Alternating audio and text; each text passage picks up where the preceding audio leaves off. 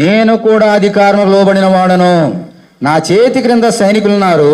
నేను ఒకరిని పొమ్మంటే పోవును, ఒకరిని రమ్మంటే వచ్చును. తర్వాత ఏముందమ్మా? నా దాసుని ఈ పని చేయమంటే చేయనని ఉత్తరం ఇచ్చెను. ఒక శతాధిపతి ఉన్నాడు. అతని దాసుడు పక్షవాయుగాలు ఉంటే ప్రభు కౌరవించాడు, రమ్మని.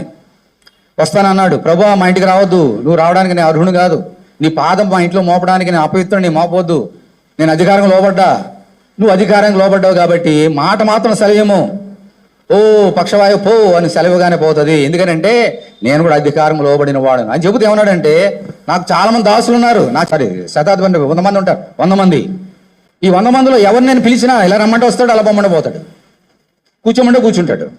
వీరందరూ ఎవరు? నాకు దాసులు. అంటే దాసులు యొక్క పని ఏమిటమ్మా? ఏంటి పని? ఏంటి? యజమానుడు చెప్పిన మాట వినుటే దాసుడు దాసురాలుగా పని.